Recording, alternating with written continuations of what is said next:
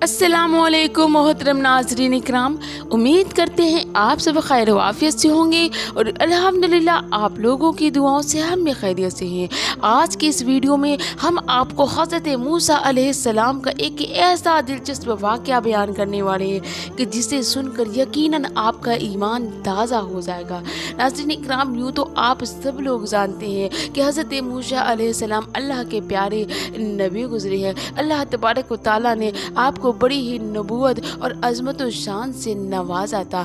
आपको अल्लाह तबारक व तआला ने कलीमुल्लाह के लक़ब से भी नवाजा है। आपको कलीमुल्लाह इसलिए कहा जाता है क्योंकि आप अल्लाह से कलाम किया करते थे। आप बनी इसराइल में पैदा हुए थे और बनी इसराइल का ये कौल था कि वहाँ के लोग नंगे होकर बरहना बदन मज़मे आम में गुस्ल फरमाया करते थे, लेकिन आपकी नबूवत, आपकी अज़मत व शान को इस बेहयाई से बड़ी सख्त नफ़रत थी। आपकी शान को ये गंवारा नहीं, लिहाजा आप हमेशा जब भी गुस्ल किया करते तो आप तहबंद बांध कर गुस्ल किया करते थे या फिर आप अकेले में गुस्ल फरमाया करते थे। मुनाफिकों को ये बात पसंद ना आई और आप पर तोहमत लगानी शुरू कर दी, और वो तोहमत ये थी कि मूसा बरहना बदन होकर गुस्ल इसलिए नहीं करते हैं कि उनके अंदरूनी हिस्से में कोई ऐब है कि जिसकी वजह से मूसा कभी मज़मे आम में नंगे होकर बरहना बदन गुस्ल नहीं फरमाते। और ये बात इतनी तेज़ी से शहर के हर छोटे बड़े गली बाज़ार में फैल जाती है कि आपको जब ये बात मालूम चलती है तो आपके कल्ब नाजुक पर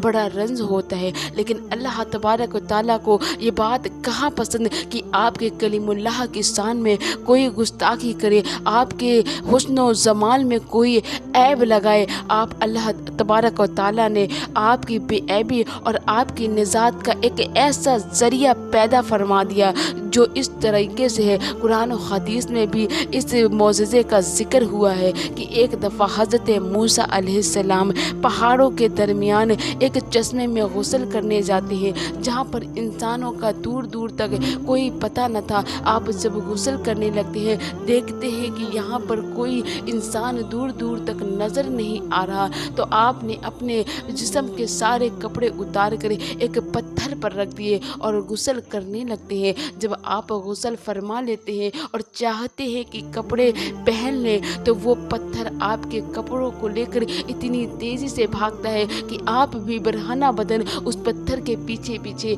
भागने लगते हैं, लेकिन वो पत्थर रुकने का नाम नहीं लेता और भागता ही चला जाता है। यहाँ तक कि वो पत्थर आपके कपड़े लेकर शहर के छोटे बड़े हर गली बाजार से निकलता चला जाता है और आप उसके पीछे बरहना बदन दौड़ते चले जाते हैं कि जिसकी वजह से आपको बरहना बदन हर छोटा बड़ा शख्स देख लेता है और हर किसी को ये मालूम चल जाता है कि आपके जिस्म में कोई बेऐबी नहीं है और आपका हुस्न जमाल तो इस कदर है कि किसी आम इंसान में इसकी मिसाल ना मिलती है। अल्लाह अकबर। फिर तो हर इंसान की ज़बान पर यही होता है कि मूसा के जिस्म में कोई ऐब नहीं है।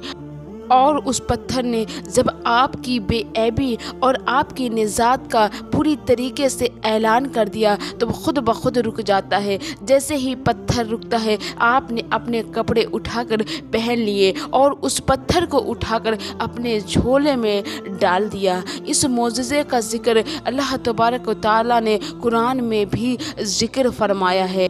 उम्मीद करते हैं कि ये वाक़या आपको बेहद पसंद आया होगा। तो मिलते हैं आपसे एक ऐसे ही दिलचस्प वाक़ये के साथ। तब तक आप लोग अपना ख्याल रखें, दुआओं में हमें याद रखें। अस्सलामु अलैकुम वरहमतुल्लाहि वबरकातुहू।